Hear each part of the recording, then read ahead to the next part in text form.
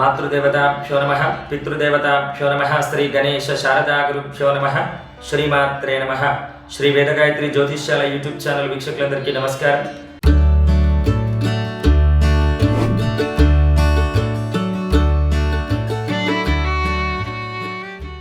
స్వస్తి క్రోధినామ సంవత్సరం మాఘమాసం శిశిర ఋతువు ఉత్తరాయణం. ఫిబ్రవరి మాసంలో మీనరాశి వారి యొక్క రాశి ఫలితాలు కనుక చూసినట్టయితే మీనరాశి వారికి మాసంలో ఏలినాడు శని ప్రభావం వల్ల తీవ్రమైనటువంటి వ్యతిరేక ఫలితాలు గోచరిస్తున్నాయి. వైవాహిక జీవనంలో అనుకూల ఫలితాలు ఏర్పడతాయి. ద్వితీయ తృతీయ వారాల్లో కొద్దిపాటి అనారోగ్య సమస్యలు మిమ్మల్ని ఇబ్బందులకు గురిచేస్తాయి. భవిష్యత్ ప్రణాళికలు రచించుటకు లేదా పెద్ద నిర్ణయాలు తీసుకున్నటకు ఈ మాసంలో 21వ తేదీ తర్వాత మీరు నిర్ణయాలు తీసుకోవాల్సినటువంటి అవసరం ఉంది.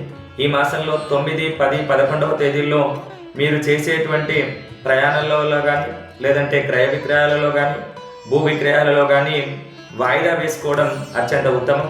ఎందుకు అని అంటే ఈ తేదీల్లో మీకు తీవ్రమైనటువంటి వ్యతిరేక ప్రభావాలు కనిపిస్తున్నాయి. కాబట్టి ఈ మాసంలో మీనరాశి వారు తొందరపడకుండా ప్రతి విషయాన్ని ఆలోచించి అర్థం చేసుకొని 1-2 సార్లు ఆ నిర్ణయాల మీద సమాలోచనలు జరిపి మీరు తగు నిర్ణయం తీసుకోవాల్సినటువంటి అవసరం ఉంది.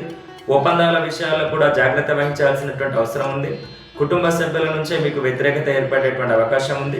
మీరు నమ్మినటువంటి మీ బంధువర్గం నుండి మిత్రవర్గం నుండే మీకు శత్రువులు ఏర్పడేటువంటి అవకాశం ఉంది.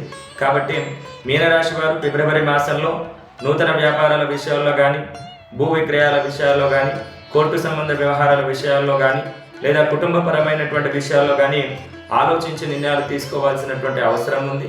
అంతేకాకుండా వాహన ప్రమాదం కూడా మీకు జాతకపరంగా గోచరిస్తుంది. కాబట్టి మీరు దూర ప్రయాణాలను వాయిదా వేసుకోవడం మీకు అత్యంత మంచిది. అంతేకాకుండా మీ జాతకపరంగా ఎదురవుతున్నటువంటి ఏలినాడు శని ప్రభావం వల్ల కలుగుతున్నటువంటి ఈ ఆటంకాలను ఈ అపజయాలను దూరం చేసుకొని మీ జాతకపరంగా మీరు శుభ ఫలితాలు పొందాలి అని అంటే శనివారం నాడు శని ఆరాధన చేసినట్టయితే మీకు విశేషమైనటువంటి శుభ ఫలితాలు కలుగుతాయి. స్వస్తి.